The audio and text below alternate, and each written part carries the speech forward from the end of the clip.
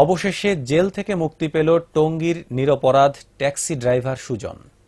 আদালতের নির্দেশে রোববার বিকেলে গাজীপুর জেলা কারাগার থেকে তাকে মুক্তি দেয়া হয়। নিরপরাধ সুজনের জেল খাটার সংবাদটি শুক্রবার রাতে ইসলামিক টেলিভিশনে প্রচারের পর প্রশাসন তৎপর হয়ে ওঠে। শুরু হয় নতুন তদন্ত। মুক্তি পায় টঙ্গীর আরিচপুর গ্রামের সুজন।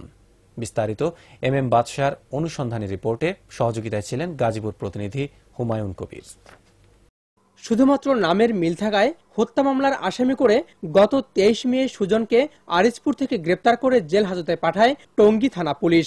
আর পুলিশের দায়িত্ব অবহেলায় 17 দিন বিনাদোষে কারাভোগ করে সুজন। 6 জুন শুক্রবার টঙ্গীর সুজনের বিনাদোষে কারাভোগের বিষয়টি নিয়ে অনুসন্ধানী রিপোর্ট প্রচার করে ইসলামিক টেলিভিশন। আমার ছেলেটার যে নিরপরাধ ছেলেটার এইভাবে ধরে নিল, এখন আমি এটার বিচার চাই। এগুলোর ড্রাইভার, এগুলোর কি লিখে নেন, এগুলোর গায়ে দোষ নাই। টনক নড়ে প্রশাসনের। ঊর্ধ্বতন মহলের নির্দেশে শুরু হয় নতুন তদন্ত। আদালতে সুজনের মুক্তি চেয়ে আবেদন করে টঙ্গী থানা পুলিশ। রোববার বিকেলে গাজীপুর জেলা কারাগার থেকে মুক্তি পায় সুজন। সুজন যখন বেরিয়ে আসে তখন এক হৃদয় বিদারক দৃশ্যের অবতারণা হয় জেল গেটে।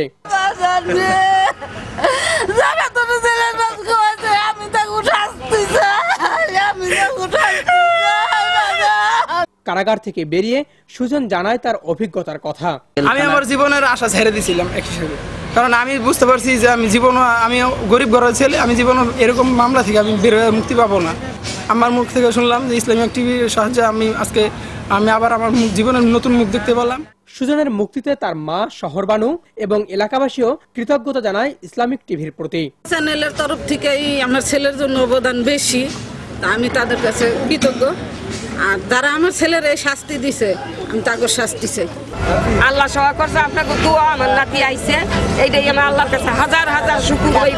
আমরা যখন অপারক ছিলাম ঠিক তখনই আমরা সৈয়দ আতিক সাহেবের কাছে আমরা এলাকার সবাই যাই, তার সহযোগিতা। আজকে একটি নিরপরাধ ছেলে মুক্তি পেয়েছে, সেজন্য আমি পূর্ব আরিচপুরবাসীর পক্ষ থেকে আমি ইসলামিক চ্যানেলকে ধন্যবাদ জানাচ্ছি। দেশে এরকম নিরহ মানুষ যাতে হয়রানির শিকার না হয় এবং প্রকৃত আসামিদেরকে দৃষ্টান্তমূলক শাস্তি দিতে পারে এই প্রত্যাশা রাখি। পুলিশের দায়িত্ব অবহেলায় এরকম আর কোনো সুজনকে যেন বিনা দোষে জেল খাটতে না হয়, হয়রানির শিকার হতে যেন না হয় আর কোনো পরিবারকে, এই প্রত্যাশাই সকলের।